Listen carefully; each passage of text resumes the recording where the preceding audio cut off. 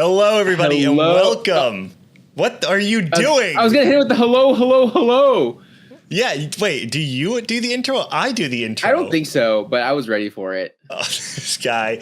Anyways, we take 1 year off, and he suddenly doesn't remember how to do it. What's going on, everybody? This is High Roll Radio, a live Teamfight Tactics call-in show where you, the viewer, are just as much a part of the show as we are. I'm your host, Gangly. Joined with me tonight, Nick Gangly Di Pasquale. I remember I'd always do that. And joined with me tonight, my constant co-host. You know him, I know him, we all love him. It's Mr. Spicy Appies. Nick Appies Di Pasquale. Oh, that's right. That's the bit, man. That is the bit. The bit is that everyone is you. I'm doing well. Right. How are you doing? Good. I'm doing well. I'm just gonna put this out there while we have chat listening. Let me know if the levels between Sully and I sound all right. I said this during the pre-show, but one, it's been a very long time since we've done the show. Number two, I'm on a different PC than the last time we did it, so everything had to be rebuilt, and so we're here now. But I can't believe we're back. We've talked about doing it for a while, right? And it just kind of took us a little bit. For a year. I've talked about it a lot. Well, I think a part of it was like you weren't actively competing for most. I mean, I think it's fair to say set 11, you just didn't compete. You like kind of did, but like I played the sub-regional, I think, right? Yeah. And I think it was. And that was it. I don't think I entered anything else. Yeah.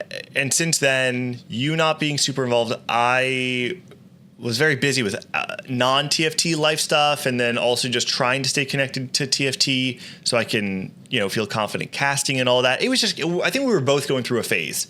And yeah, agreed. I think just TFT took a backseat, I think, for both of us. It did. But now we're here, we're back, and we're here to chat. So true. Up front, before we start yapping, let me just, put some ground rules. If this is the first time you're watching High Roll Radio, I said before, it's a live TFT call-in show. We didn't just say that for fun. We said that because that's what it is. If you want to come in, hang out, and chat, all you have to do, ! High Roll in the chat, will bring you to my Discord. Once you get in, on the left-hand side, you want to look for the Submit Takes channel under the High Roll Radio category. Put your questions, hot takes, anything you want to talk about, right? It can be something as simple as set 13 is one of my favorite sets for this reason, or set 13 is really bad and you just want to talk about it on the show, whatever it is. Feel free to throw your takes there. Once you put your take there, you have to go into the waiting room. Mute yourself, don't deafen. You got to mute yourself so that when we pull you in. Then knock 3 times on the left side of the door, and then you have to like crinkle your fingernails on the right side of the door for 3.5 seconds. And then you can come in and you can do whatever you want. You can drop the audio version of a Hydra if you want. It's a call-in show. It's whatever. Oh, man. Okay. I don't know what that would be, but when you get into the waiting room, mute yourself. Don't deafen. That way when we pull you. And if we like your tape, we want to talk about it, we will bring you into the broadcast channel when it's time to chat. So feel free to do that. We would love to get some takes, but you know what? Even if we don't, we've done this enough with absolutely no takes. Lots of takes of our own. Yeah, we've got plenty to talk about. So before we get into TFT, let's take a minute because, like we said, it's been a while since we've done High Roll Radio. For anyone who maybe isn't, following our personal careers in TFT, maybe let's take a minute and just kind of reflect on what's happened in our own lives or in our own TFT journeys since the last time we did the show. Yeah. Do you want to start or should I start? Why don't you start? Okay. TFT wise, I mean, so set 11, beginning of set 11 was the last one. So not a lot TFT wise. I guess I played in one tournament in set 11. It was the first, but I think we actually did it after that, right? Because I think Philip won that, probably was what it was. And then I played in one tournament in set 12, and I just didn't super enjoy the game for a little while. So it was I don't know. I just wasn't feeling it. And then I'm playing a lot in set 13. I think I've streamed the most I've streamed in like ever probably this set actually, which has been really fun. TFT wise, just enjoying it. We just played our first tournament. We'll talk about that. The first, technically Macau Open was the first big tournament of set 13, but the first regional Fire Circuit tournament just happened. This also, by the way, these are my official TFT Macau HyperX. Wait, was that merch, or they just give you those? They gave them to me. That's so sick. It is the coolest thing I think I've ever been given at an event. I also just needed a new headset too, so it like worked out perfectly. Yeah. Yeah. That's sick. But it's not. It's actually just like a little thing that comes off. So if I wanted to, it's like a little cover thing. Yeah, a little cover. It's pretty sweet. I'm very happy about it. If your friends come over, you can hide the fact that you're a TFT nerd. Exactly. I'm just a regular nerd. And then like real life wise, I think the only big thing of note is that I got engaged, which is pretty big. That is pretty big. Miss Appie, soon to be Mrs. Or it's not, maybe not soon to be, but at some point to be Mrs. Appie's. So yeah, that's me. How about you, Nick? Yeah, in the last year, things have been. I actually feel like the last year, it's interesting that I'm saying TFT is like taking a backseat, because I do feel like the last year has been the most active I've been in terms of like working TFT, but also the least active I've been in like content and just doing stuff on my own. Mainly because, just to be honest, I haven't had time to. You're a busy guy. Yeah, obviously like I have a family. I freelance full time, so seasonally work can be really intense where I just like don't have time to study TFT. But I've been given a lot of opportunities this past year with Riot to do a ton of different work. I mean, I was able to. I attended all 3 Worlds this past year. I casted 2 of them, and in the last 13 months, I went from never having casted a game and only being a host to casting 4 international events and 2 world championships. It's so sick. It's great. It's been a crazy year. I'm extremely grateful for it. And I think the last couple months I've really been trying to figure out like what is my role in this game and in this space, because for like a lot of people, I would love to be able to just do this full time and say like this is my priority. And the thing I've run into lately is like when life gets really crazy and hectic, I don't like forcing the TFT stuff, because I don't want to hate the things that I love. I want to like the things that I enjoy doing. And finding that balance is really, I mean, I'm sure that like streamers feel this too though, right? Because like, no, 100%. Yeah. You have an obligation to play the game. You don't actually, but like financially you do, right? Like you. Yeah, no, for sure. And I mean, yeah. No, 100%. Yeah. I mean, like for me, if I don't play TFT, I mean, I'm not paying the bills. Right. And like, especially when like a lot of people who stream are like fresh out of school, right? And like this is what they did. Either like I think socially like drop out of school to even start streaming, right? So like imagine if he's streaming here didn't pop off. So and it's one of those things where I think this is actually why I stopped.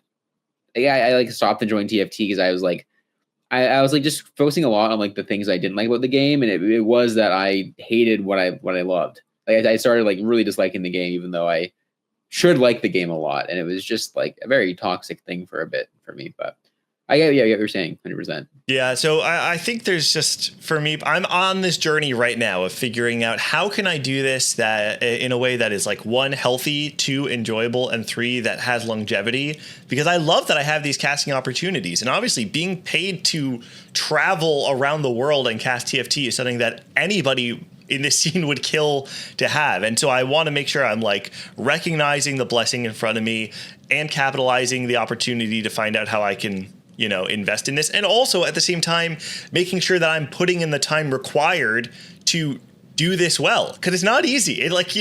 Casting TFT, playing TFT at a high level, it's all super hard. And so, yeah, I think I'm on this journey right now. I'm trying to figure out exactly what that looks like. But outside of TFT, Sully and I have been playing a lot of League. Grinding. Yeah, we've been too busy to Hyrule Radio because we have been playing like just an absolute crap ton of League of Legends together. Yeah. But the thing is Miss Appie's has been playing. I've been playing some other friends too. So we've been like 4 and 5 stacking, and God, it makes League so fun. It makes it so fun, which I am so remiss to admit that I enjoy League of Legends. I'll say it's like Squidward admitting he likes Krabby Patties. I enjoy League of Legends. I mean, I think a part of it is that we don't have to worry about playing with other people that we don't know, and so like, although we did play some ranks last night. We had a so and so 2-1, 1 and 2. Don't oversell it. The losses are more important than the wins because that's right. Loses to learn. Obviously. But we might be the best silver duo in League of Legends. We're up there. I mean, we were playing 280 carries into a Talon that was just manhandling us. Just like Master Yi, Talon. I forget what the rest. Just getting run down every game. every like 2 minutes in that game, we're getting run down. One other non-TFT thing before we get into the actual show is we have to acknowledge book number 5 of the Stormlight Archives released in December. Sully and I are both reading Wind and Truth. So good. Sully is taking it way more slowly and more patiently than I am, and I hate myself for how fast I'm going through it, but I can't stop because, dude, it is so. Are you taking a break for Dawnbringer? What's that? Dawnbreaker? All right, wait. Dawnbringer. I'm thinking of. Are you taking a break for Edge Dancer? Not Dawnbringer. I told you I was going to, and then I read like 30 chapters more. So just drop it right now. Go read Edge Dancer. Dude, I can't. It's where I'm at right now. You have just imagine you get to have that anticipation for the next 3 weeks as you listen to Edge Dancer. I wish I could you probably listen to it in a night. Yeah, I'm excited. I'm starting to. The problem is I have been listening to more and more and more the last like maybe 5 or 6 days. And today I literally just listened to it for like 3 hours while I'm gonna listen to it for a little bit. And then because I've been trying to pace myself so much. And it just was a flood of book. I like 3 hours just sitting down listening to it. And I was like, I came out the other end, I was like, oh my God, that's like it's 3 hours closer to being over. Yeah, I also have the physical book too, and I've been trying to read more. So I have like 2 books that I'm reading right now. One is like an educational book, and then one is Wind and Truth, and I keep ignoring this educational book so that I can just read more Wind and Truth. Are you trying to say Wind and Truth isn't? It is totally educational. It teaches you how to be a wind runner. Right. It teaches you how to be. I mean, the complete history of Roshar is not. Yes, yes, exactly. It's the curriculum they've been hiding from us our entire lives. It teaches you a lot about warfare. Yep. It teaches you strategy, right? I mean, there's a whole thing in Sun Tzu. There's a new art of war. Step aside, Brandon Sanderson's coming through. Okay, anyway, that's enough non-TFT stuff. We can we can get into it. There's a lot to talk about. Before we talk about set 13, one thing I do want to tell everyone about, and you can see some of our brand new graphics that we have on the show. Boom. Does it look familiar? If the layout looks slightly familiar, we don't know what you're talking about. And their lawyer is retired, so they can't do anything about it. We're the only podcast now. That's right. The amount of times that we had to hear Frodan say, this is the only podcast in TFT. Look who's laughing now. One of us survived. Is all. Oh, man, we're going to have Dan on soon, hopefully. Yes, yeah. I think after Cup 2, we're going to have him on. He's doing Say Jam Slam right now, so he's what I realized? preoccupied. What? Sorry. I mean, we could have had Joe on today. That would have been so chill. Hopefully he calls in and just says some like really dumb stuff. Yeah, maybe for the Empire Open section. But let's talk about this. So real quick, Hyrule Radio has a new home on YouTube. If you're watching on YouTube right now, check out the channel is posted. It's not Gangly. It's not me. It's a Hyrule Radio YouTube channel. You can find it at youtube.com/Hyrule Radio. We're going to be keeping all of the Hyrule Radio postings there. Other thing to keep, I just wanted to put out there. If you have any interest in like volunteering to work with us and you want to help upload stuff and do YouTube and maybe like make shorts or something, we can pay you an absolutely nothing, but we would love to work with you. We have a hat. Yeah, we'll send you a hat. You can get a hat. We'll send you a hat. Do you have sweatshirts still? No, only you and I are the only people that have sweatshirts actually. Oh, really? Yeah. Actually, no. So I think one person bought one. One person bought one. Well, we have. Okay, I wonder who it was. We can just get it back from them. Yeah, That's right. for a malfunction. Anyways, Anyway, if you go subscribe. Yeah, go subscribe. I'll put the link in the chat right now. Hopefully it works. Let's see. youtube.com/highrollradio. Let's see. That link doesn't even work. 404 not found. /@highrollradio. That's it. youtube.com/@highrollradio. I guess that's how YouTube works nowadays. Okay. I wasn't subscribed. I'm subscribed now. I'm not even subscribed. You can be one of the first ones. Oh, Yenwei's here. What's up? It's the previous YouTube and media manager of the other podcast in TFT. Don't talk if you don't know. That's right here. This is all he got left. No, this is a gift. All right. This is going to be High Roll Radio. Let's say Volume 2 is going to be magical. That's right. It's going to be the premier TFT content space. Or I think I used content space wrong there, but it's going to be good content. Yeah, sure. It's more than just a podcast, really. It's a collective. It's a lifestyle. It's a creative collective. It's a community. It's a band of people who see the world differently. It's tomorrow. It's tomorrow. Yeah, that's it. It's today and tomorrow. So don't wait till tomorrow to see it. See tomorrow today, youtube.com. You get tomorrow's tomorrow if you do it today. /@highrollradio. And we should move on before people click out of the video and stop listening. So too late, probably. TFT Set 13 Into the Arcane is here. One of the first competitive events we had in the season was the Macau Open, won by Shichu. Chinese player. China claims their throne internationally once again. I actually don't have a graphic for Macau Open, but we could talk about it really briefly. You were there. I was there. I go for you. I got to cast the event.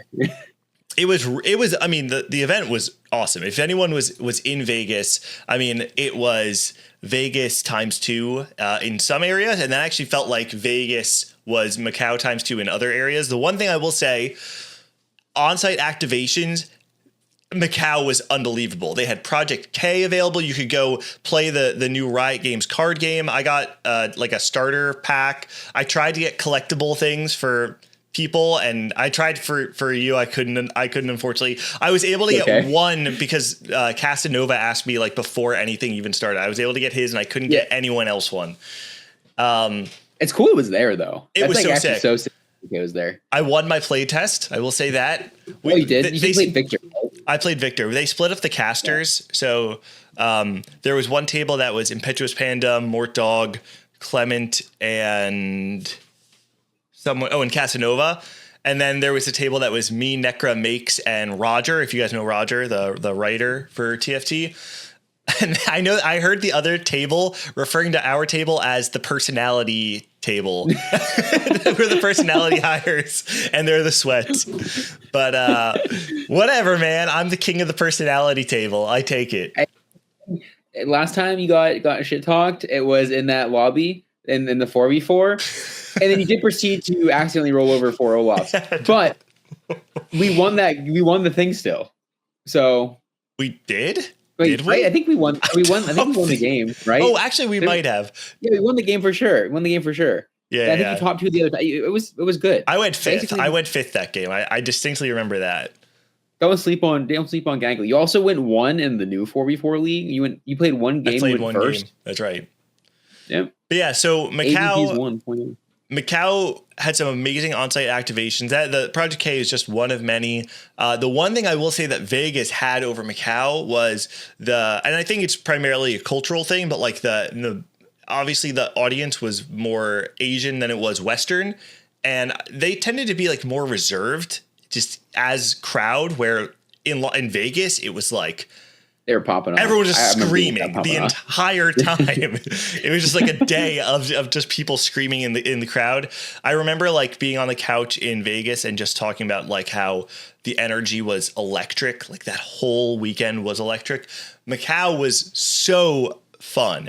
And they had, in terms of like the gameplay, the broadcast, I don't know if you guys saw like the technology that they brought to the broadcast, but they rebuilt the UI. They had all these really cool tools that we've never seen before. I mean, it made me feel like the future of TFT broadcast is much closer than we thought. And, I think the product as a whole felt super good. But man, the energy in Vegas is just So I think it's going to be very hard to ever match that ever again. Paris is going to do it. It might actually. It might. Are you planning on going, or is it more like a pipe dream? Yeah. No, I'm going for sure. I imagine you'll probably be. I imagine you'll probably be casting. I hope. I don't know if people know this. I have no idea if I'm ever casting an event until like 2 weeks before an event. I have begged Ryan, like, can you please just like at least just tell me no? Like it's just hard to know if I'm supposed to be packing a bag out of nowhere. You're for sure not casting Paris. For anyone who is just audio, I'm winking. I'm winking at the camera. Yeah, I'm planning to go though. I think Alyssa and I are gonna make a trip out of it, and then we'll probably either like probably the week after. Like we'll probably stay in Paris instead of the week before. So if we do the week before, then I won't be playing any TFT for the week before competing. Yeah, which doesn't sound like the best idea. I really want to take Jess because Jess never gets to go to events with me. It's hard though because I'm like working. That'd be really fun. So it's like maybe I could get Jess to go if you and Alyssa are going, and then she's like, "Oh, I'll just hang out with them the entire weekend, and then we can hang out after." At the very least, because I mean, she at least hang out with Alyssa if I'm playing, and if I'm not playing, then obviously we can, 100%. Yeah, they can like read books and stuff together. They both love that. Yeah, I mean, she's like Alyssa's a librarian, so I mean, Jess is she's the other hand in the handshake of a librarian. Today she started and finished a new book. Like she's just, and I'm not talking about like a little book. She's crazy. Yeah, Jess is built diff. All right, that's the plan. Yeah, I see Winnie in the chat saying that she's willing to be a babysitter. So actually, I got the whole family covered now. Thanks, everyone. Perfect. Can you watch our dog as well? And just Maurice too, I guess. Why not? Okay, so is there anything else you want to say about for Macau? I was just say, Macau, as a viewer, Macau is very cool. Very, very hype ending. 6 costs. It was the first patch with 6 costs on it, which we'll talk about 6 costs, I'm sure, at some point. It's at 13, but definitely shook up the meta. Some people were upset. Some people were pogging. Just some really fun games on broadcast, though. There was there was one game, I forget who played it. I think it might have been someone in the Americas circuit. It might have been like Relic or Ego or someone. Someone I think whose name I recognize from the America circuit played like a Chem Baron game, and like everyone was on the edge of their seat and ended up dying. But it was pretty cool. It was Michael. Okay, yeah, that game was. I can't remember who it was. There was a game where 3 people died to Crab Rave, and the game ended. That was really sick. Everybody just died to Crab. That was so cool. Yeah, there were a lot of fun ones. I think the 6 costs was really were really fun because you got to see like some really cool combinations of like people realizing Automata Mel was broken. We got to see like a scrap Warwick game as well, where this Warwick just has like, he already has 1 billion effective HP, and then you throw a scrap emblem on him and he's just like, he's tanking 20k per fight. Yeah, there was some really cool stuff.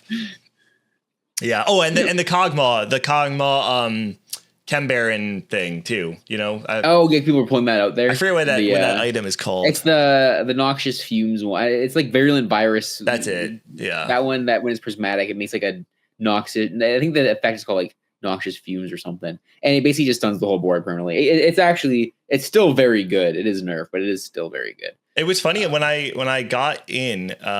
I met up with a bunch of the Americas players before the event, and I was just like kind of like, I guess like quizzing them, like just to, like, oh, you guys know about this, right? You guys know about this. You're good, right? And I brought up the Kog'Maw tech to a ton of players from NA, and it almost like nobody knew it before the event. I think everybody learned about it during the weekend, because I was in a hotel room with like Kiting is Hard and Kurum and who else? Opaki, and none of them were familiar with the tech at the time, and I was really surprised. I was like, what? I don't know if this is like an Asian thing that like is maybe just coming out, maybe just because I've been in Asia an extra day or two that like I heard about it.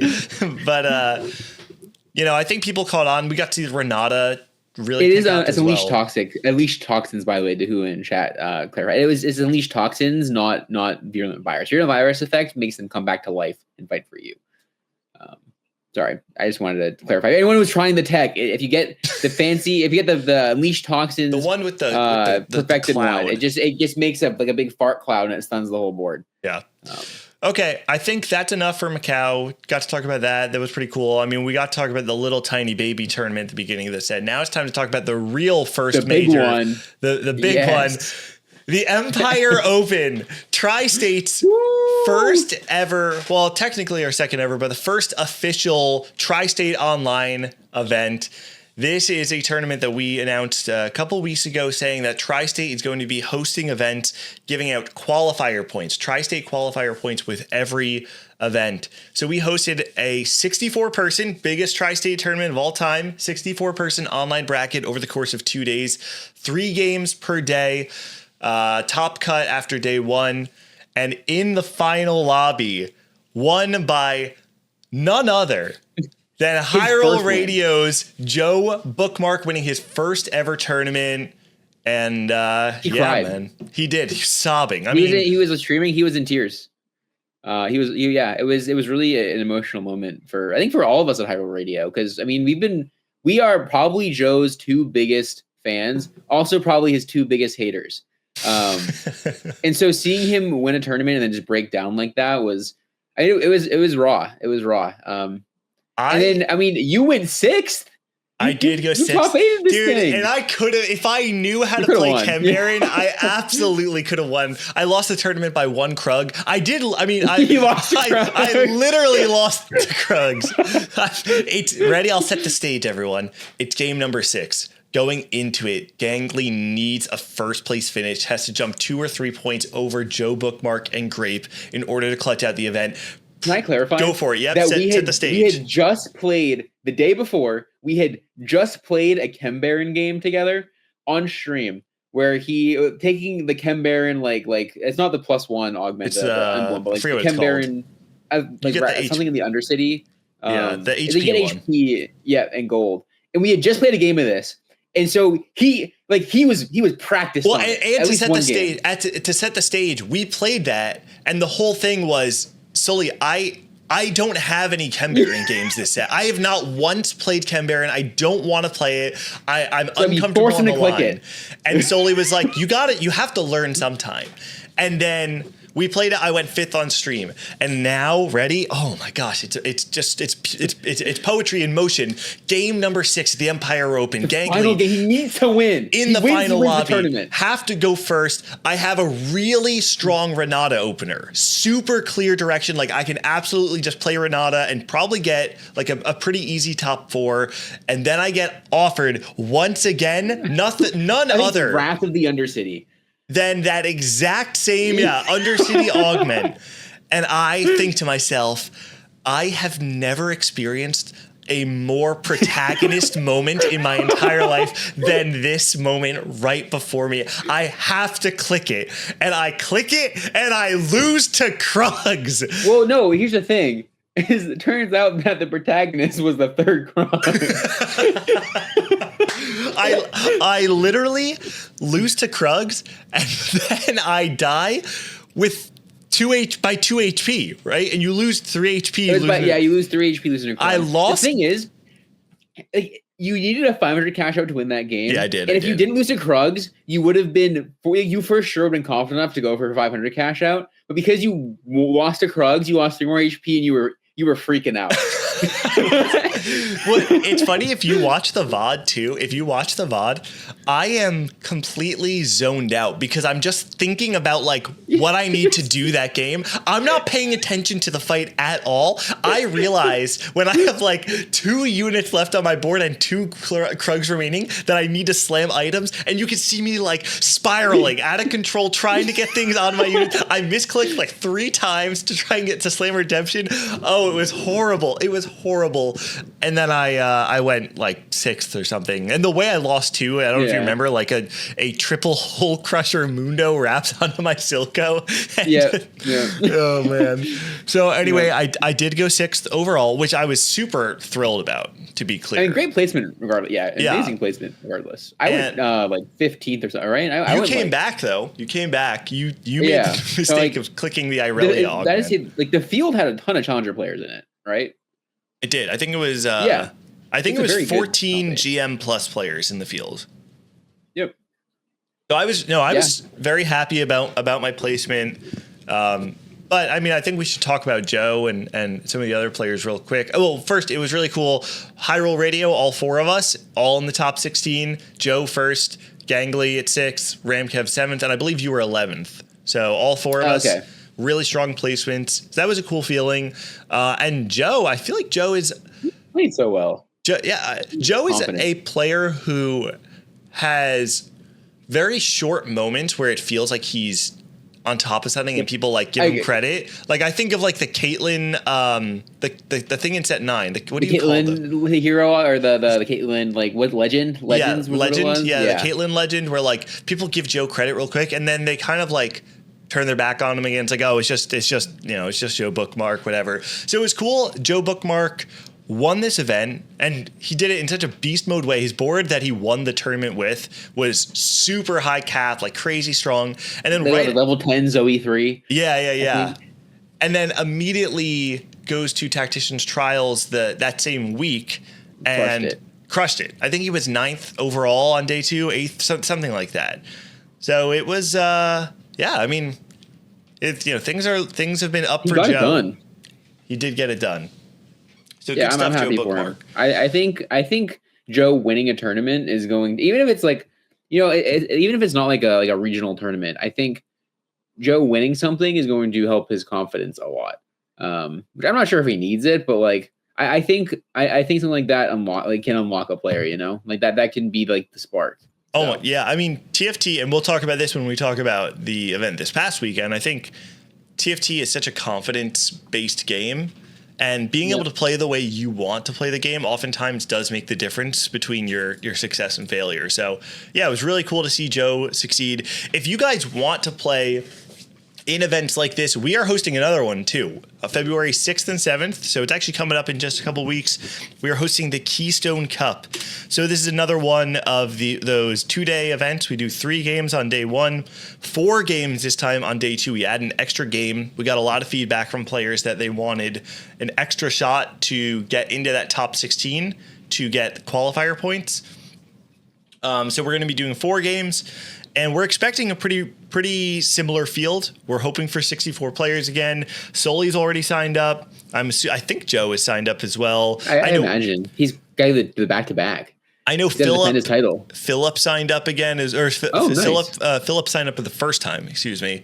So yeah, we'll have some good players in there. So I put a link in the chat, and if you're watching on YouTube, I'll put a link in the description for you guys as well. Sweet.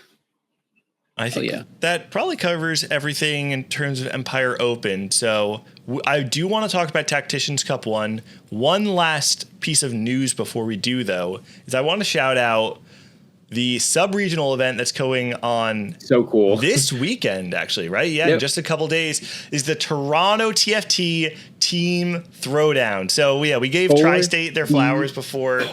Now it's time for Toronto. They are hosting the first ever sub-regional to be a 4v4 event instead of solos. Cool. So sick. So cool. And the thing is, it's the first 4v4 tournament that matters, right? Like this qualifies you into Tacticians Cup 2. If you win, your team is in Tacticians Cup 2, which is so cool. It's like a whole different, like, I mean, I'm really interested to see if it's going to just be a team of people that everyone knows is good already, or if it's going to be people that like just are really good at 4v4. Right? They like thought it through. I have heard rumors that both Vitality and Team Liquid are competing.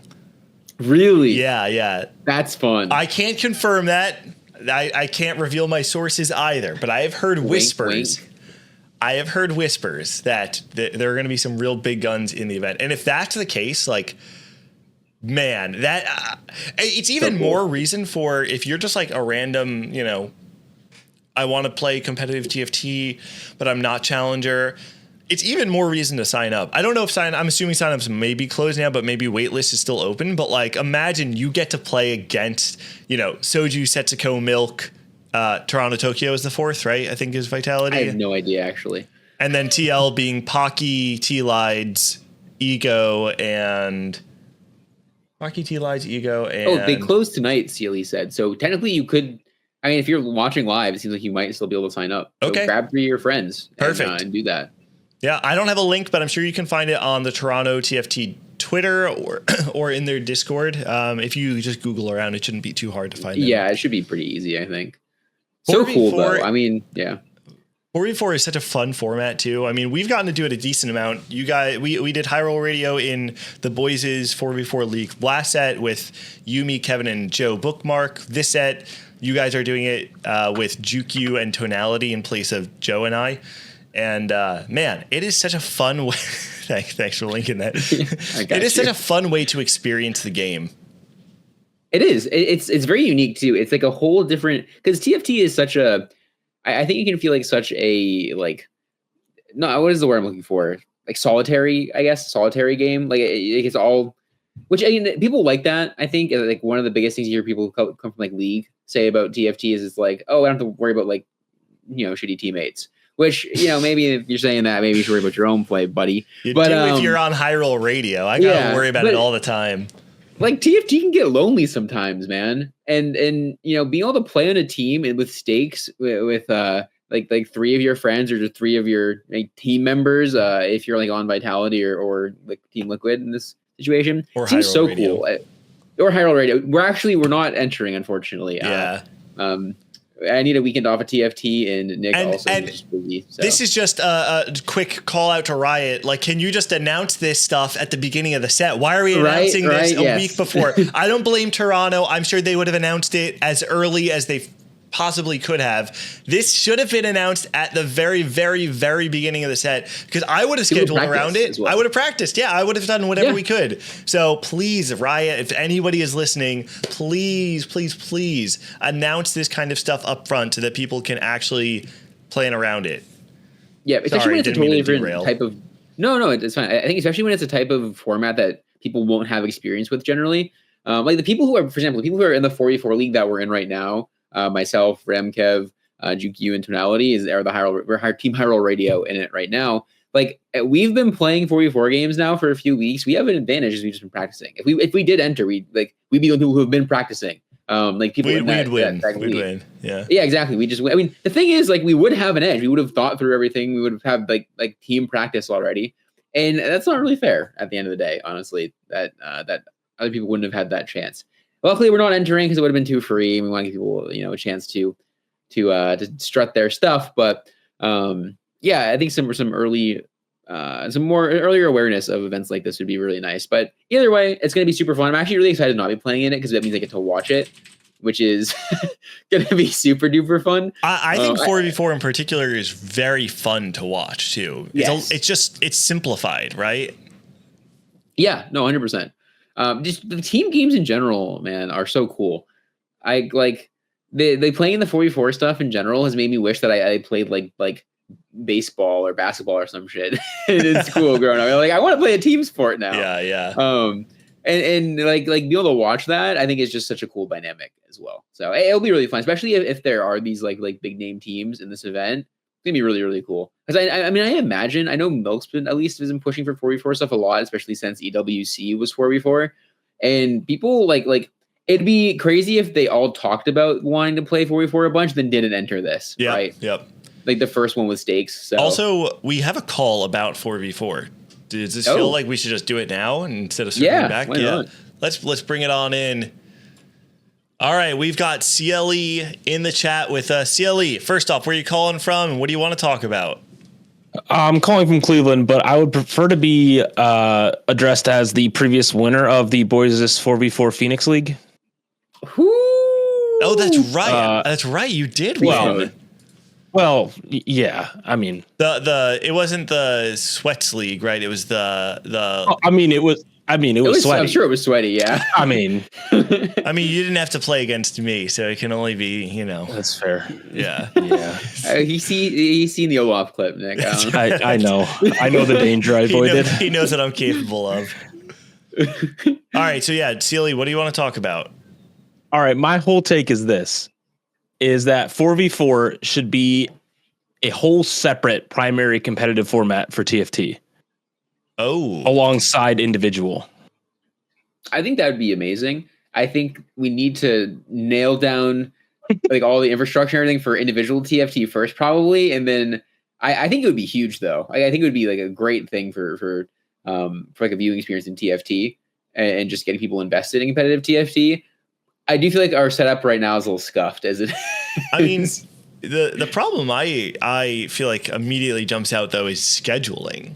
Like the TFT schedule is already so packed. It feels impossible to add anything else, because if you did fill in the remaining weekends with additional 4v4 events, it kind of just kills any other grassroots efforts in the game, right? Like it's really difficult already to like host a LAN or host a weekend tournament online, even because you have to strategically map out your dates around the competitive circuit. If you expand that to have 4v4 as well, I feel like it just creates a multitude of additional problems.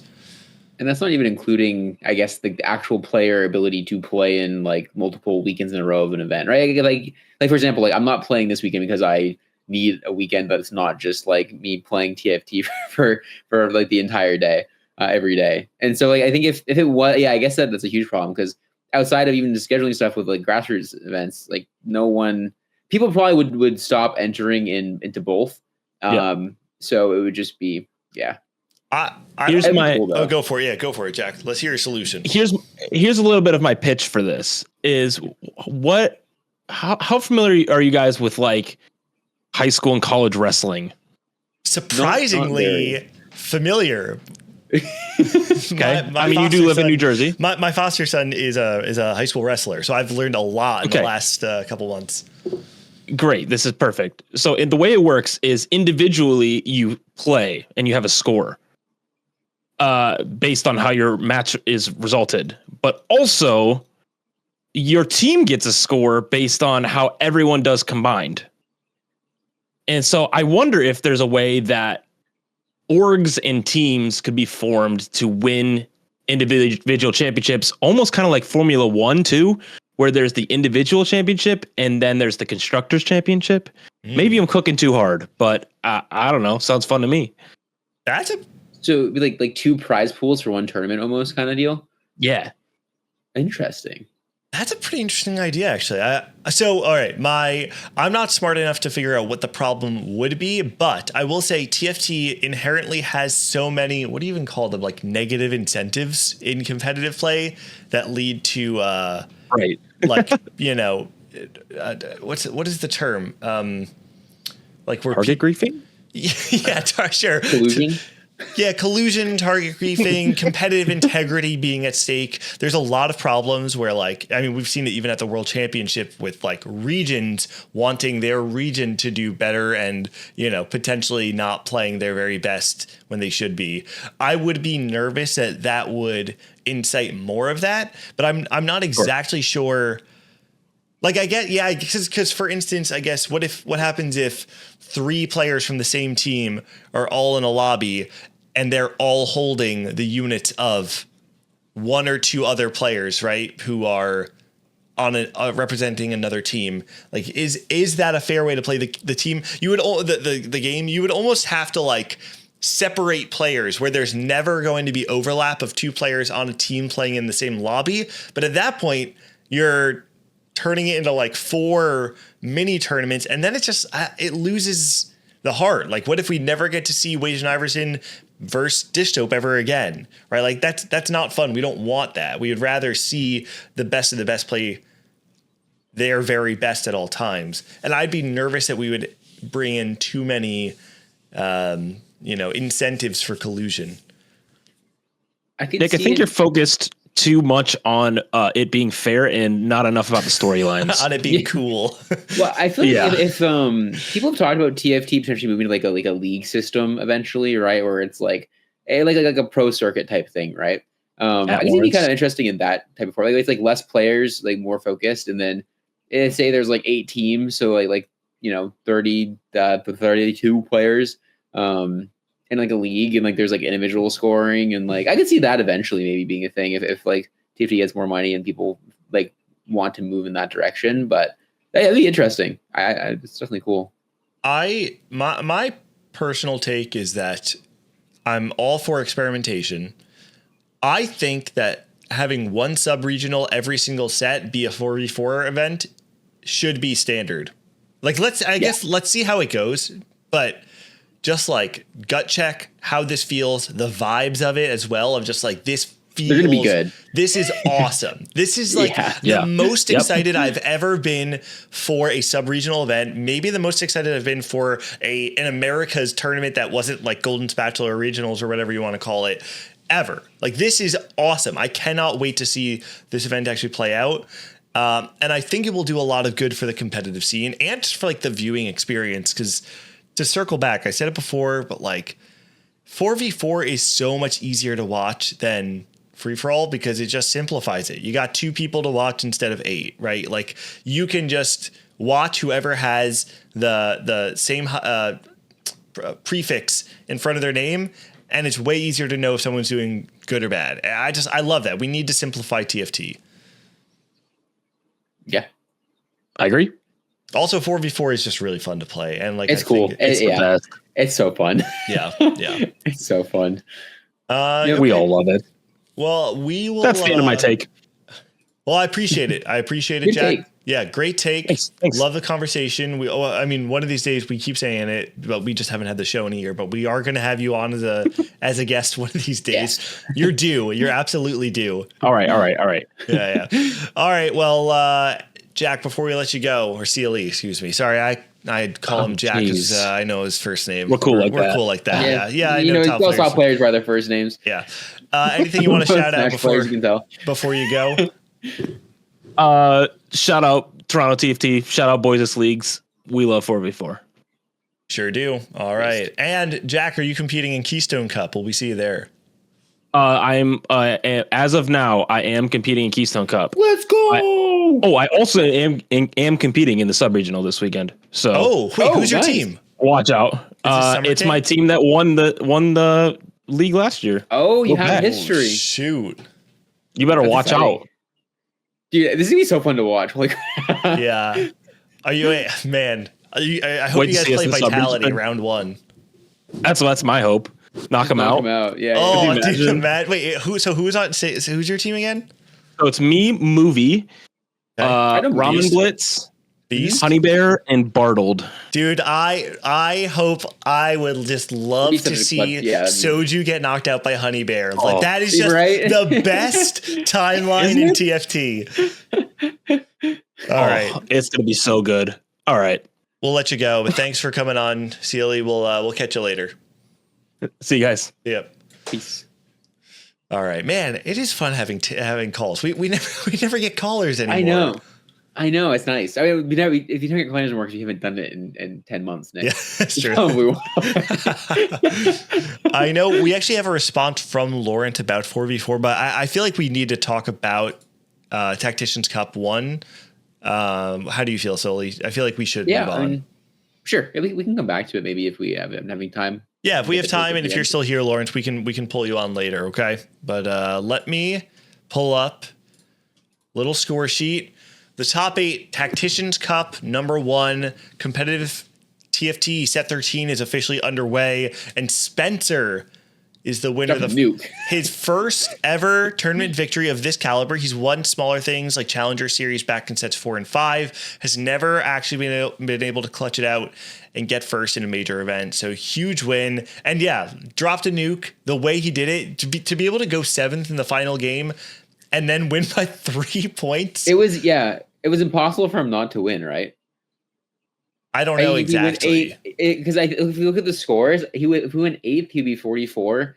And it looks like the person with the best. Oh, actually, sorry. There was. If Dank Memes went first, Dank maybe. Memes could have done it. Yeah. He would have been tied, and I guess. No, Spencer has tiebreaker though. So yeah, I think he won going into the final lobby already. Unbelievable. Which is very rare for it to happen in a TFT tournament. That was insane run. Insane. Spencer, he's such an interesting player because when he first came on the scene, I feel like everyone talked about him for one reason, which is like, this kid is fast. He's like the new kid on the block, right? It was like, speed. Seriously though, it was like the man with the hands. This guy can pivot into unbelievable level 8 boards out of nowhere, can roll down super fast. And nowadays in TFT, I feel like we don't often talk about players that way. And I don't even think we talk about Spencer that way, right? Like it's very rare that we talk about someone's edge actually being their micro, which is funny. Just like in the early days, it like felt like a bigger deal. Yeah, like this guy's a speed demon. He's got an edge. And nowadays, I actually don't know what I would say is Spencer's edge. I mean, I don't know if you have any insight just from like what you've observed from him. I think he's just very on top of understanding. I think he's actually like very Kuhn-esque in my mind, where he's very on top of understanding like what makes boards win. And you can see he went first 3 times in 6 games or 7 games. I think he's like very on top of knowing what wins, and then playing his games in a way where like, you know, if he's top 4, he's probably winning the game. Obviously, he went like second twice and also a fourth, but he's also, I mean, he's just good as well. But I think his edge is that he wins. I think he wins more games than most players win, I would say. I think that's a great explanation, because I think that's a box that a lot of players in TFT do fit into as well. Like you mentioned Q, and I think I would put Milk there as well. I would put Pocky as well. I think Pocky to me is actually like the quintessential.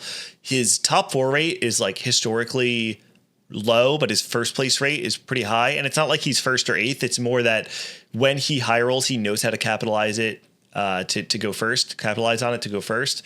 So I think that makes sense. And if that's the way that Spencer plays the game, I mean, it definitely came to fruition this weekend. Like you said, 3 first places on the final day. Outside of Spencer, though, let's just talk about this top 8 or this top 4. There's a couple people that stand out to me. The first is Bosso Skills. Oh, JD. Bosso as well, yeah. There's a lot of people. Right. Why don't we each take someone that we want to talk about? You want to talk about JD for a second? JD's is a good name to see at the top. I mean, Joe is always shit talking JD, so it's just nice to see Joe get. I think they're just like in the same study group. If I'm correct. Yeah, I think so. So just cool to see them from that study group, just like absolutely obese mode. I think Dank Memes is a person that I think is nice to see do really well, because I've been actually watching his stream a bit recently, because he's been streaming a lot actually, and it's just. You know, he's getting into the scene or getting like into the streaming scene. It's just nice to see him have good results. He's a pretty nice guy. So I mean, Dank Memes kind of came out of nowhere in a lot of people's eyes last set, made it into the World Championship or in the Tactician's Crown, and then fell short. Yep. Did not have the run that he was hoping for. And I think it does say something actually when you can bounce back after a breakout set, fall short, and then the first event back, you top 8. Right, like it says something. Yeah.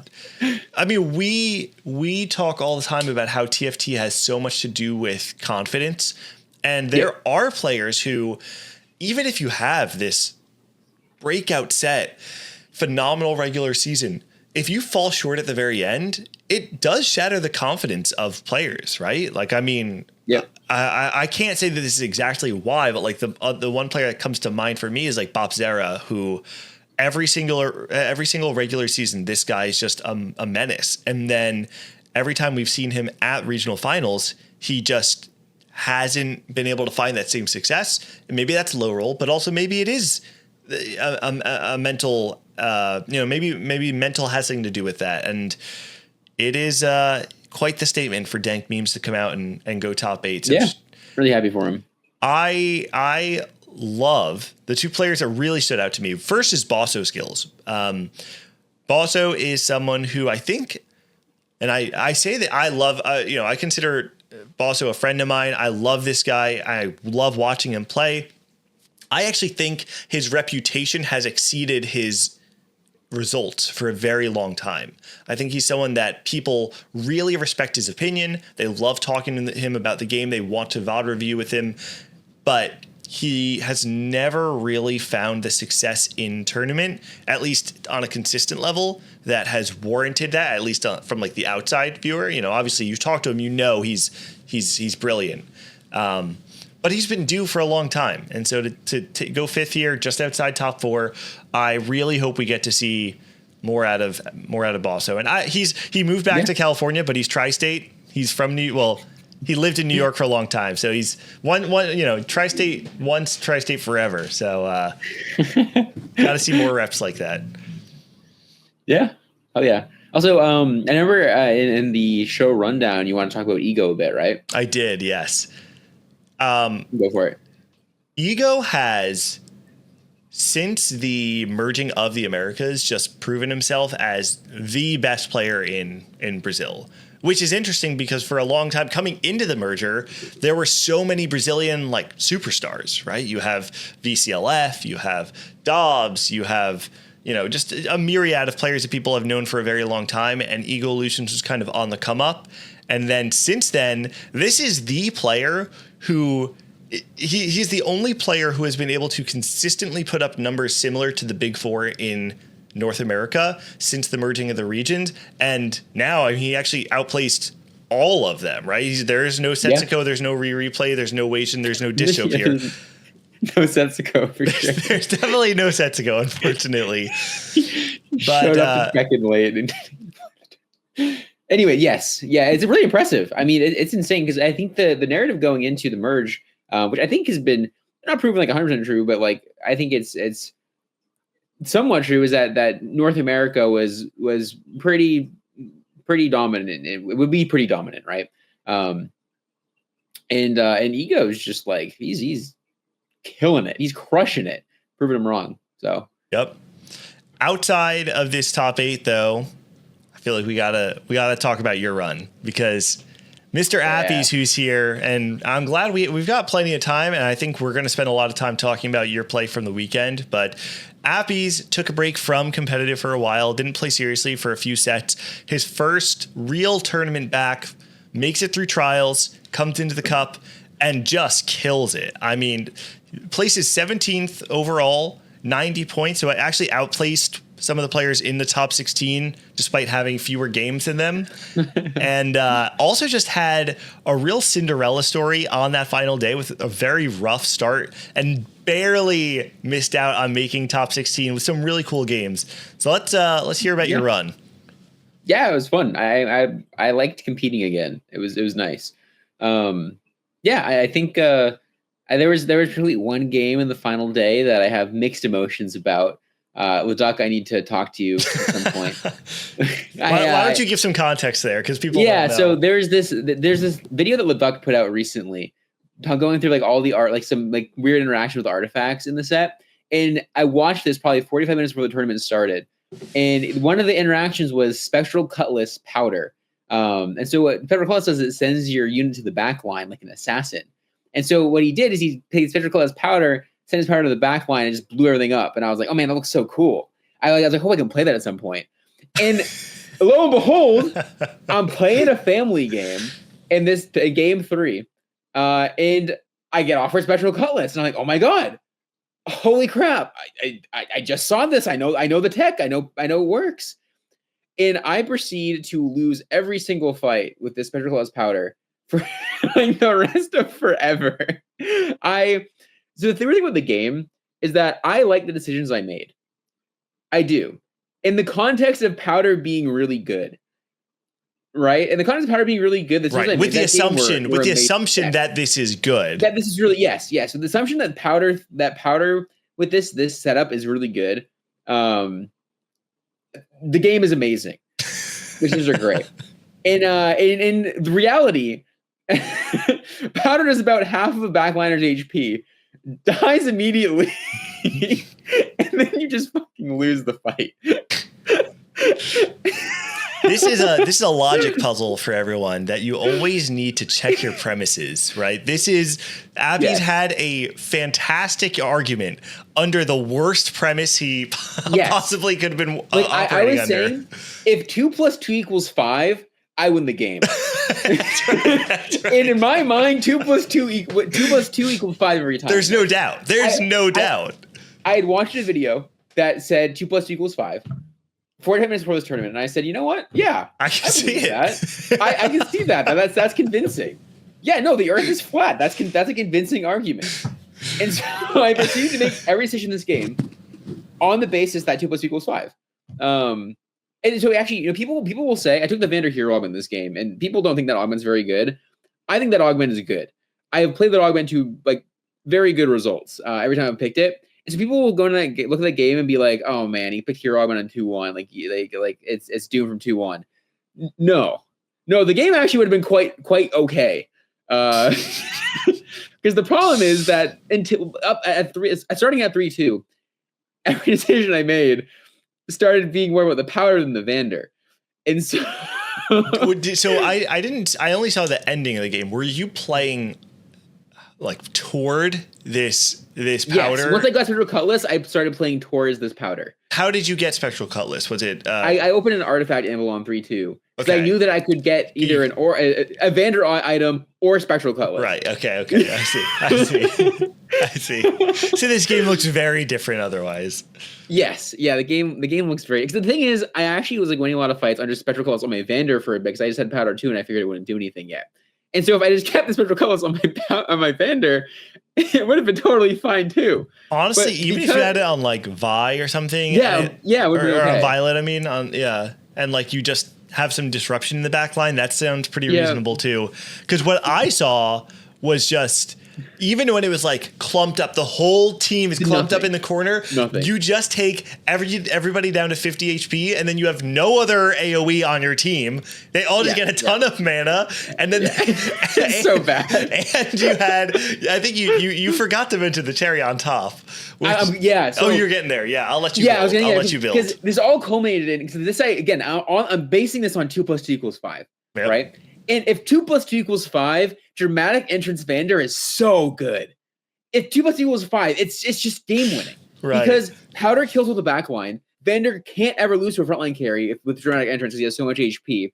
And then powder like maybe also just lives off the CC from dramatic entrance. Like, oh my god, this is so good. As long as 2 + 2 = 5, this is so good. But the problem is, if 2 + 2 = 4, it's the worst thing in the fucking game. One small problem. If 2 + 2 = 4, then dramatic entrance Vander is just like completely fight losing for the rest of the game. And lo and behold, when the dust settles, 2 + 2 = 4. Yeah. Sorry to swear so much here, but like 2 + 2 = 4 is what I learned. And so it was just a drain, and I was spiraling down the drain. The thing was though, and I want to say this, I was 6-5-8, and I went first the next game. I didn't get tilted at all. I knew because and I was talking to Nick about this, but the thing is, in a world where 2 + 2 = 5, every decision I made that game was so good, and that's okay. I'm okay with, because the way I've been approaching tournaments is I have stopped trying to think about I've talked about this a lot on stream. I've stopped trying to think about my line like consciously during the game, and I use all my conscious mental effort to just look around and like put in all the data, right? And then the intuition crunches the numbers and then spits out something I should play. And the problem is that my calculator was messed up here. My calculator got hit by a hammer for this game. So I put all the numbers in properly. I was okay with that. The problem was that the calculator just didn't know what to spit out. Yep. I think there's something that I heard when I was playing Melee competitively, and I remember a post where someone was asking, how do I stop autopiloting in tournament?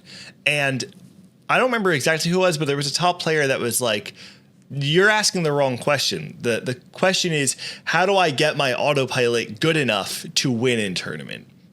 And I think that's kind of what you're saying here, which is like, if you have to dedicate so much of your mental power just to like understanding the line, to knowing your next in, to being able to play strongest board, you're missing out on all the nuance of positioning and of scouting that does give you a tangible edge on the field, right? Like it's because if you're scouting, that you have a way more informed back row, right? If you're scouting religiously and just like very aware of what people are doing, and also just like looking at all your own resources as well, and just like taking in everything, you have like insanely better macro than everyone else. Which I think that my edge this weekend was that I was just like, I mean, I fast 9 like a bunch of a ton of my games because I was just playing better stage 2s, 3s, and 4s. Because I was just like finding lines that were cheap and were able to get there. I mean, and I obviously saying that there were some hiccups. So yeah, and this is something I had told you earlier, but like I think the biggest thing to remember when you have games like that is that the same reasoning and the same intuition that got you that 8th place also got you so many other points throughout the weekend. We reviewed games after. That was after day one, right? We watched, we VOD reviewed after day one, and there was one game Sully played where he was playing this super high tempo, kind of like mixed damage, stage 3, and then ended up hitting martial law on 4-2. And it was a spot that I think a lot of players, even if they take it, probably take it because they're not exactly sure what to do. And you took it because you were like, I just won the game. I just high rolled super hard.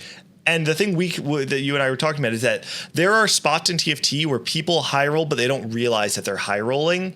And the edge that I saw out of you this weekend for sure was that you were able to play the game your way and find high roll in spots that other people may not have been able to see it.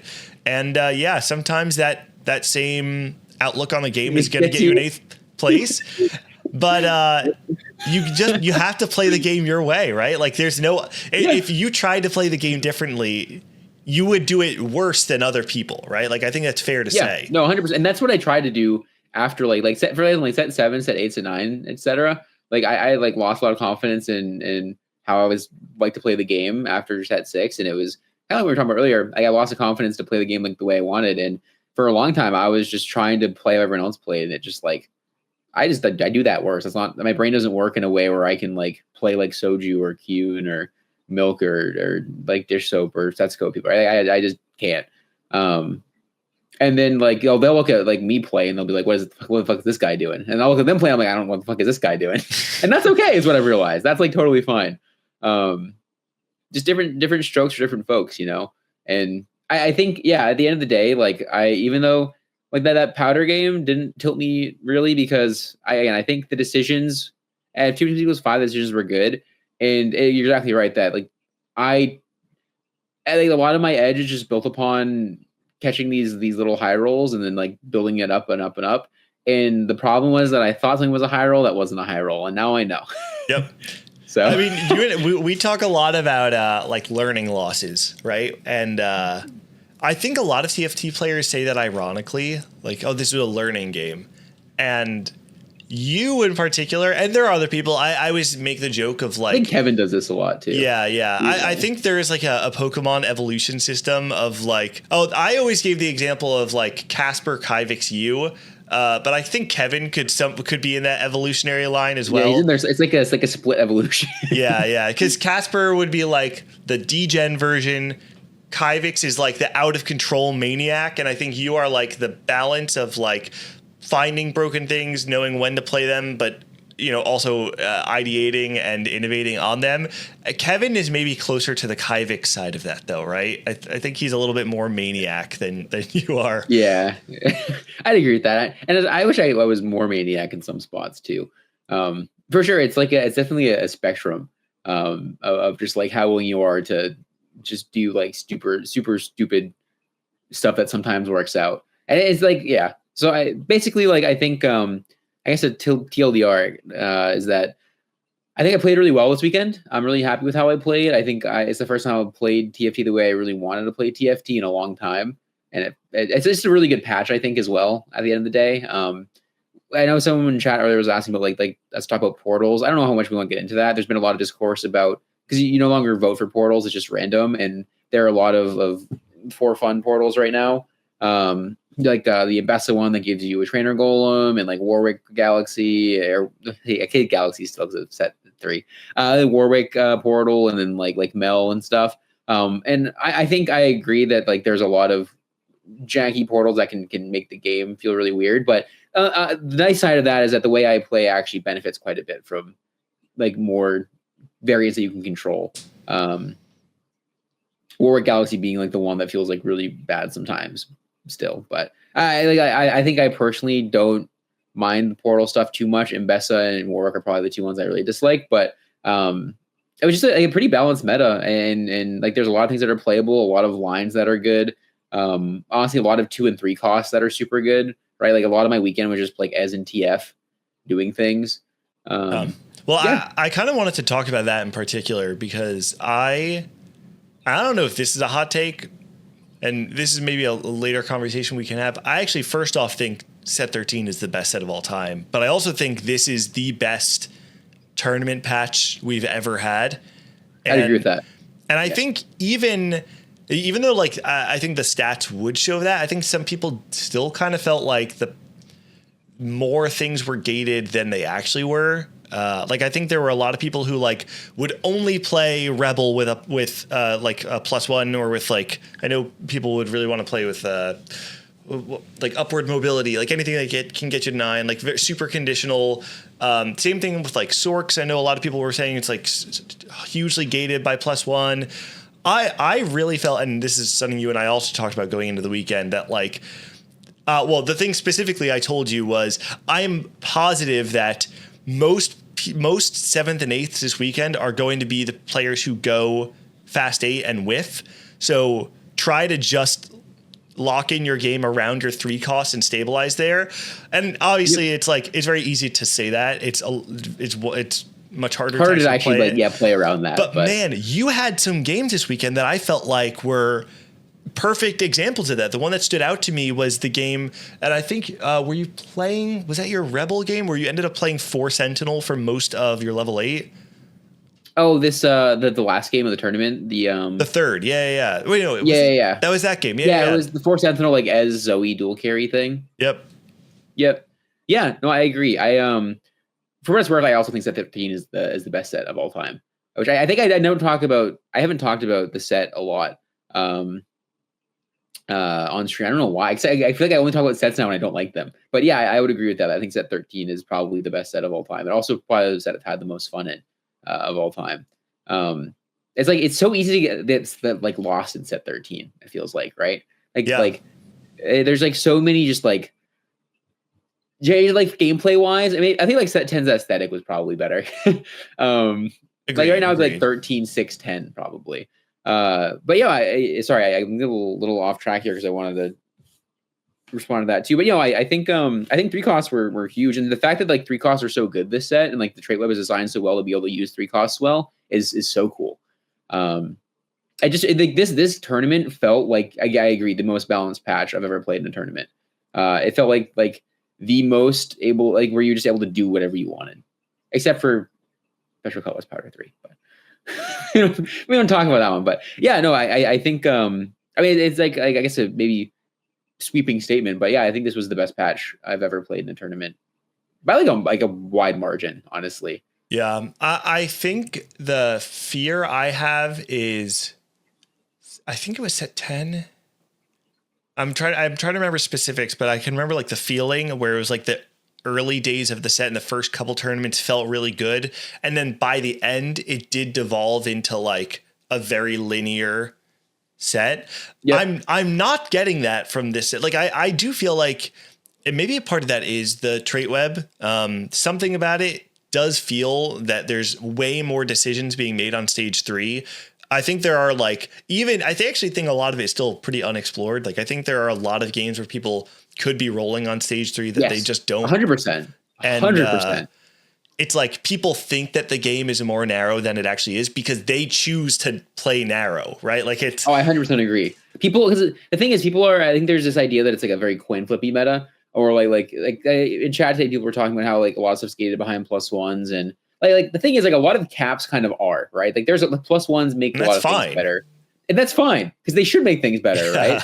But like you can also just win games on other, like, you can't. It's not like you can't win games on other stuff too. I think like the reason why people feel that way is that like no one's playing stage 3 right now. Right.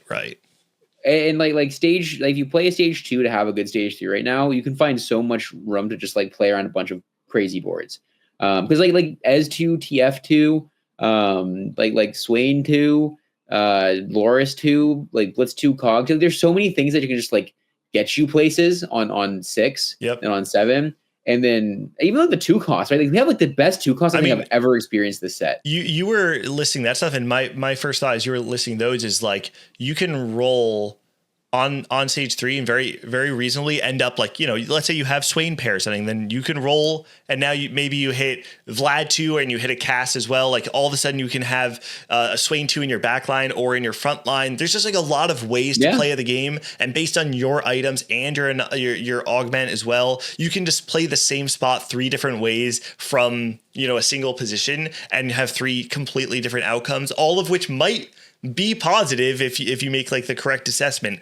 I just feel like it's a TFT thing where like they see one player play it one way and they're like, this is just the way you play the game. And 100%. Yeah, I agree. I just also, yeah. The other thing I think that is huge about it is someone in chat said this too. The 2 costs are, and I just said it, the 2 costs were the best 2 costs I think I've seen in like a very long time in terms of just ability to play around them, and like because like thing is like Urgot 2, Trist 2, like the 2 cost Sentinels, the 2 cost Watchers. Like there's just so many like the 2 cost like Zeri, right? There's just so many things to find that will just do it for you right now. And I think you're right that, and for what it's worth, it's not like this is like it's not like this is like gonna be the best patch of TFT ever. Hopefully, right? Like there's room for improvement still. Obviously, there never won't be. I think the balanced team is human. People who make the sets are human. But I think and like there are certainly spots where it can feel, like certain portals like Warwick Portal and stuff. It can feel very hard to catch up ever again. But I do think it is the best patch I've ever played in tournament, even with the flaws that it has. It's just that I think people were super unwilling to play the game. And I was telling you this, so I played Tactician's Trials as well. And I had like a really bad 2 games to start the day on Sunday, in Tactician's Trials. And it was because or maybe it was Saturday, it was a 2-day tournament. So Sunday. And I think it was because I had been watching a bunch of VODs, and I had just like started naturally trying to play the game, like in the VODs I was watching, like people playing. And then all of a sudden, because I'm worse at that play style than everyone, very much at the level that we play at. Like people were coin flipping so much, and like people are really good at coin flipping these days, right? Because it's like the Soju Kyun that's go Disho play style, where it's like you go 8, you hit what you play towards something, and then like if you're really good, you have a list of like other outs on 8 that you can play around that will like do a lot for you potentially, right? Like Disho's like a god at that, like finding that edge. And I just don't want to play the game like that. And this patch, you don't have to play the game like that. You can just say no. And I think you also had some other stuff up your sleeve that I feel like you didn't even get to kind of show off this weekend. Like, maybe did you get to play any Akali? I think you did actually, right? You got to play for like one Akali. I did Akali the first weekend a lot. I don't think I actually played any Akali this weekend. No. But yeah, I played like 2 games the first weekend. I felt like you had a couple other tricks. Like I know you were open to still playing something like the backline Urgot as well, if you had a spot for it, or playing Akali. There's like so much to play. Yeah, there's like a ton of things that are underexplored because people try to skip stage 3 so much. All right, like stage 2 as well. Like they I don't know. Anyways, I obviously didn't win the tournament though, so I mean that play style works, right? Like if I won the tournament and said all that would be one thing. I didn't. I mean, 17th is an incredible result. Incredible result, and important thing to note: only 2 tournaments this set, right? Because of the Macau Open. True, yeah. There's only 2 events before the Golden Spatula, so even more important. Yep, you basically. I know they did increase the number of qualification spots coming in through qualifier points. Did they? Yeah, they did, and they gave fewer ladder snapshot points. So okay, which I actually really like. I don't know if this is like 100% true, but I've looked at a lot of stats since in TFT history, and my gut tells me, based off of the things I have perceived, that the ladder snapshot players on average don't perform as well as the players who actually qualify in through qualifier points. Obviously it's TFT. There's like so much variance, but specifically the players from Brazil and Latin America almost never can, perform consistently compared to the players coming in through qualifier points. But even in the Americas, there's a handful of players that I can think of that like historically would be able to qualify in, but have never actually made a deep run at the regional finals before. And so I'm personally in favor of rewarding the players who play well in tournament and then make it in. I do understand though, like getting in through ladder is the most consistent way to make it into the regional finals. Sample size wise, it's like, yeah. So like, you'd like, yeah, totally get it. But I also just think it's like really fun to have the stakes at the event itself. So it's, there's a give and take to it all. Yep. So yeah, I mean, I was just gonna say with only 2 events this set before regional finals, anyone who made day 3 of Tacticians Cup is in, has a huge advantage going into the next one. And I think all of these players who made day 3 are highly, highly incentivized to climb on ladder in a way that like, if you can get an auto spot into cup number 2, then right off the bat, you have a very strong chance of making it into the regional finals. Yep. I guess we're going to talk a lot about just set 13 in general, which we kind of already did, but yeah, set 13 rocks. So good. Super fun. Agreed. I kind of wanted to talk about this before, actually, at the top of the show, and I forgot. But I mean, obviously, this, but I've been casting TFT for a while, but for most of my, I guess, like on air career, I was a host and not a caster, and I was kind of thrown into casting out of nowhere. And I was definitely super self-conscious for a very long time casting, because I was like, I'm not the in-game guy. I'm like the storylines guy. I'm the stats guy. I don't really know where my role is here. I'm afraid to open my mouth. What if I say something dumb, blah, blah, blah. And I've really struggled with that confidence, especially because I just don't have the capability of playing 500 games a set to like, just to know, like, could I hit challenger if I tried? I will never know. And that's okay. So this set, I gave myself a challenge where I said, I will never play more than 2 games in a day, even if I have the time.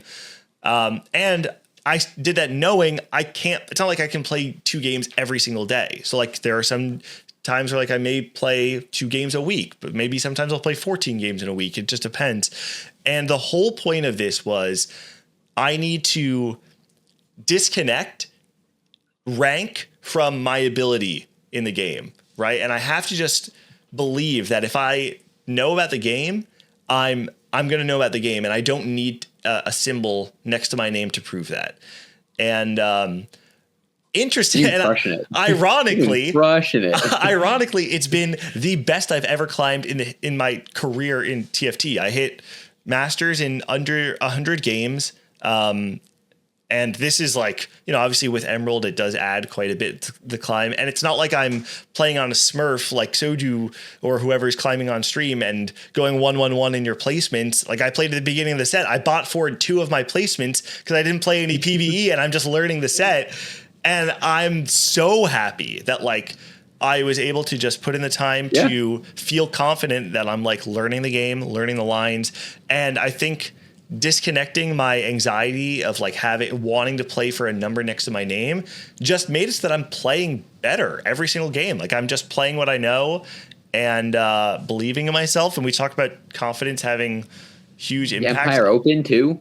And Empire Open, like being able to see that, like, and all of it coming together. And I recognize like you're not always gonna like flip the coin and get heads over and over again. But like I'm loving it. Like I think I'm currently like, I know I'm over 65% top 4 rate. I'm like 70 LP masters. Like I'm feeling really good. And even if I don't have a run like this next set or in future sets, what this has told me is like, I get it. Like I know enough about the game that I don't need to stress out about my rank. And I hope that this is like a message that other people can understand for themselves, because the way TFT is, like, your rank doesn't actually say all that much about how much you know about the game at this point in time. You could be playing at a 9 out of 10 one day and a 6 out of 10 another and a 2 out of 10 another. And you could be a challenger player losing to a bunch of diamonds because you're actually just playing worse. Like it is possible, because unlike games of mechanics where you can like outhand someone, a bad decision hits a challenger player the same way as it does a diamond player. And you can't actually get around that. And so... yeah, man, I don't know. I'm kind of rambling a little bit, but it's been really cool to just see some success this set, and it's done a lot for my confidence, and I'm holding on to this, and I think rightfully so. Again, you've been crushing it. You should be very proud. I appreciate it. And I do think a part of it too, though, is like the set, I think, rewards people who are trying to just like learn about the game instead of, you know, I'm not climbing just like your trying to approach is really degen good. one thing. Like 100%. I think if you are thoughtful in your gameplay in set 13, you oftentimes are going to be rewarded by just trying to find, you know, any way to dig yourself out of a hole or how to capitalize on your high roll. So yeah, I mean, this set rocks. I'm feeling good. I'm happy. I'm high rolling, and we take those. So it's you know, I've been eating good. Hell yeah. High roll radio is looking good this set. I'm gonna say. We're crushing it. We really are. I mean, now it's time for you guys to win the 4v4 league too. We're gonna win the 44 league. You're gonna win. What is it called again? Keystone Cup. Keystone. Yes, you're gonna win the Keystone Cup. We're all gonna go to the Tri-State Invitational. Yep, which is totally happening, right? 100% happening in your backyard. There's gonna be a grill. Everyone will be there. Yeah, if anyone doesn't know, our goal, and we haven't publicly said it, but we all kind of privately said it to people, is like, because there's no promise. Who knows what'll happen, but we talked about the Tri-State qualifier points that we're giving out with the Empire Open, Keystone Cup, Garden State Classic. In a perfect world, if we had unlimited money and resources, we want to host a Tri-State Summit. I think everyone's okay with me saying that here, because we're saying very clearly we don't have the resources to do that right now, but we want to be able to have players compete over the course of the year. We're going to be doing at least 2 online tournaments per set, maybe 3 depending on the cadence of future sets. And we want to be able to host a weekend long Tri-State Invitational, probably in New Jersey would be most likely, or maybe like upstate New York or something, and rent out an Airbnb and have all the players there, have like an 8-person thing. Maybe we save some slots for out of region as well, so we can do like 6 Tri-State, 2 out of region, however we want to do it. So if you guys want to support Tri-State, Appies is basically Tri-State. I mean, he's like the longest, longest involved. Yeah, down. right, for sure. You're the longest involved non-Tri-State member, right? You've been here basically since I've been to a grocery store in Jersey with you, so I'm basically from Jersey. That's right. You had pizza with me. You went to...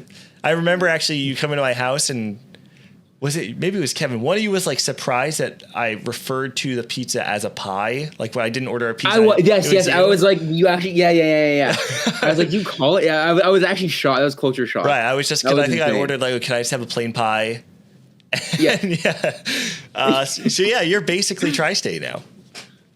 I mean, honestly, like, Candace said in chat too. I don't know how you do it. Like, you guys are the whole, like you guys in Toronto as well, just making grassroots TFT look good. Yeah, I think I love everything we've done in Tri-State. I think Toronto is like a different beast, though. I love like Tristan and their team. I think there are things that we do really well. I'm not saying that as like a fake humility thing. I think Tri-State, we do some awesome stuff. I think the Toronto team, they do things differently, and the stuff that they do well, they do to such a level of excellence that it just like blows my mind. They're so good.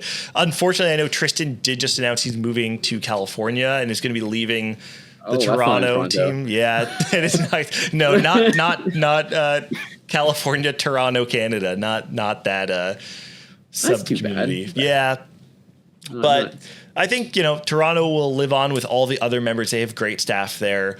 So it's definitely not just Tristan, but it helps to have someone that good at the helm. So the mayor of Toronto will be missed. And of course, Tri-State and Toronto, we kind of have our little rivalry. They did beat us barely, but they beat us at the AVA. Tri-State's gonna need a sub-regional now.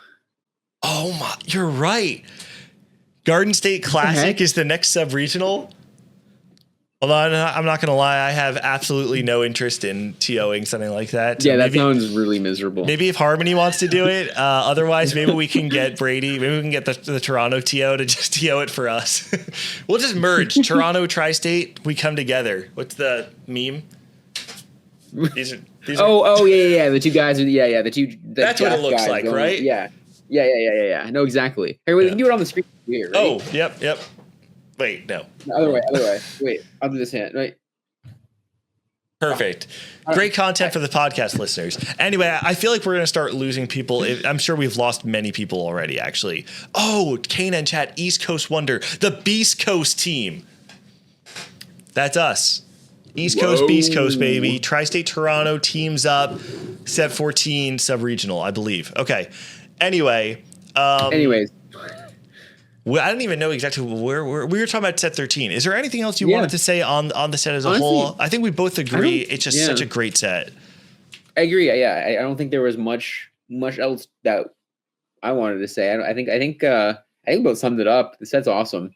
It's I think both of us. I actually haven't been playing as much, but like I just get lost in the set, man. I don't think I've ever been as like willing to just sit down and play as many games of a set as I have this set.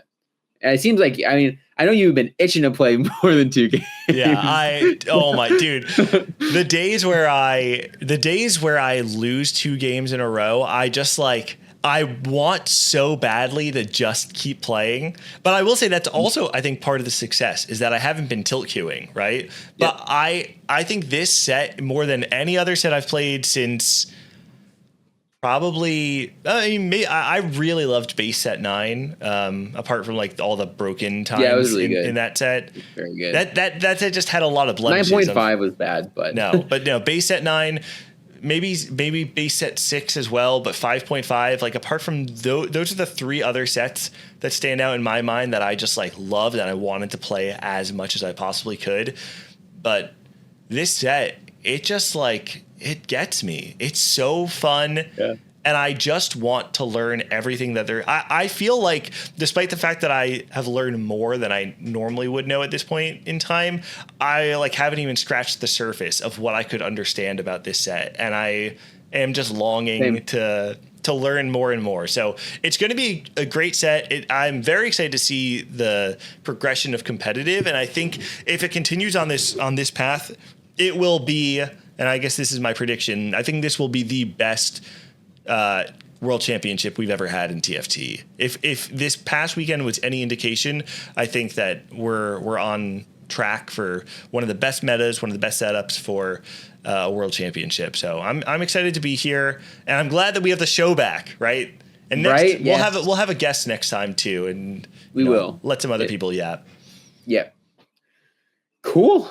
Any last thoughts then? Us? I think this is pretty much the end of it. We're hour and a half ish around that time. So I think we've lasted a little bit. I didn't see any other takes that people wanted to come on the show.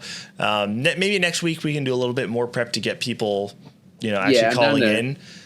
But floor is yours. Anything you want to say? No. Thank you to everyone who's watching. Hopefully, you guys are subscribing, and we'll get some more High Roll Radio content out to you very quickly. It's going to be consistent again. We promise. And I'll circle back because I said it before. If anyone wants to volunteer and like help us do YouTube content or shorts or something, I love doing this.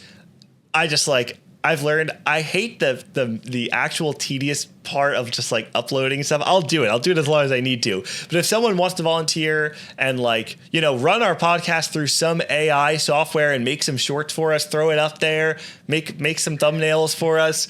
We cannot pay you, but we'll love you and I'll send you a hat. A hat, yeah, we pay you the hat. The hat is real. Yeah, the hat is yours if you want it. So if you want to volunteer, DM me or Sully, either one of us. You can find us on Discord. It's just Gangly and Appies, right? Are you just Appies on Discord? I think is it? Yeah. Yes.